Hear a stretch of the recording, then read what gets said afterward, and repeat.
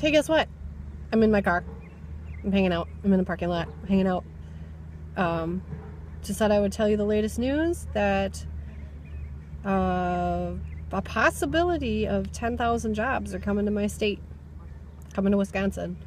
10,000 jobs could possibly be coming here, and that's literally because of President Trump.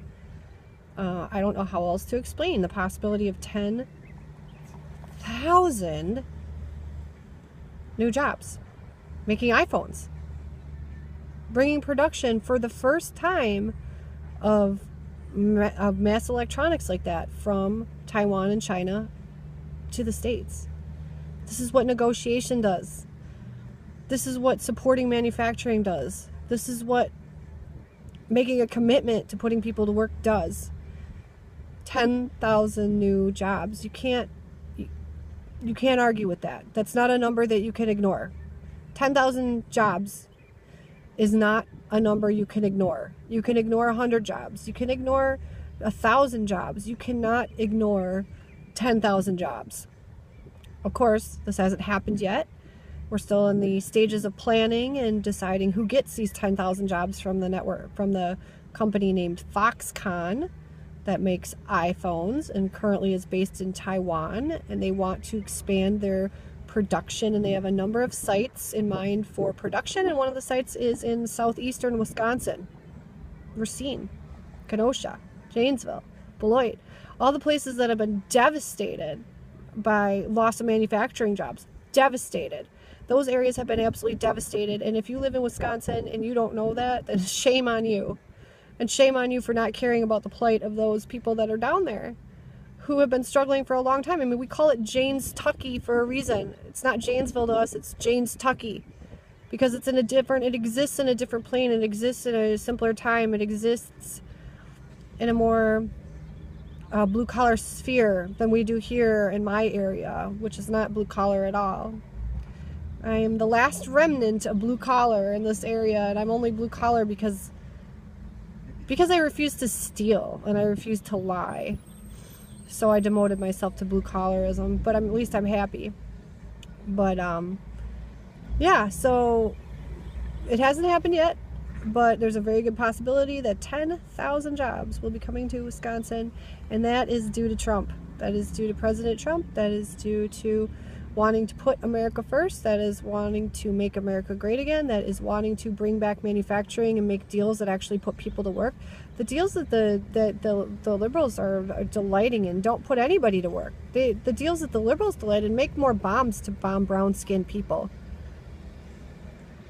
Of course, Trump did that too by selling a bunch of arms to the Saudis. I'm not saying that he is a saint. He is not, because selling, I can't even remember how many billions. Was it 30 billion worth of arms to the Saudis, or was it more than that just happened? And that's not good, and I in no way like that. I am definitely not in favor of bombs. I'm in favor of manufacturing. I am in favor of making iPhones. I am in favor of just doing the basic kind of stuff. Like, we don't need to be building bombs and everything, but this is really important. And I know that Trump isn't going to fix everything, and he's not going to fix it all right away. And I know there's some ways in which he's still totally corrupt, and that he's definitely gotten to by the globalists, and he, is part of that agenda too. So I understand that it's not like a fail-safe for us in this country to be protected, but it's at least a little bit better once we at least have somebody who wants to put jobs back in the places where we need jobs so that people can go to work and have nice, simple lives. What we're talking about here is nice, simple lives. We're not talking about having $1 million. We're not talking about every single person needs to be a doctor or a lawyer. That's what liberals think. Liberals think that every single person needs to be a doctor or a lawyer in order for their life to have worth. They need to make the most money. You can make a little bit of money in America and still be fine. And I'm absolutely proof of that. I'm in a Jeep right now. I love my Jeep.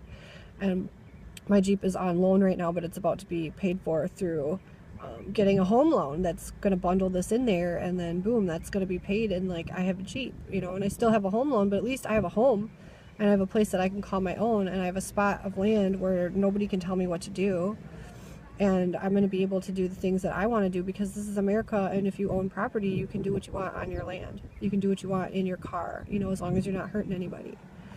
And this is something that liberals do not understand. They do not want people to own property, because they believe it's classist and elitist to own property, and it's actually exactly the opposite, which is really funny. They believe that only rich people own land, but it's actually, in America, it's actually the opposite, where you can be not have very much money at all and still be able to afford a little bit of land in a nice little place if you're willing to change your lifestyle in order to do it. So yeah, so we're not going for $1 million homes. We're going for simple. We're going for let's live and be able to have all our basic needs met and have a little bit of fun. And that's not what liberals think that people need to do. They think that everybody needs to make $1 million. Well, it's just not possible, nor would I honestly want to. I find a lot of pleasure just from, you know, living simply and everything like that. I've talked about that before. So, yeah. So 10,000 jobs. We'll see what happens. But if we even get half of that, that's a huge success. And I'm going to benefit, and everyone in my state is going to benefit from having those jobs. So deal with it. Peace.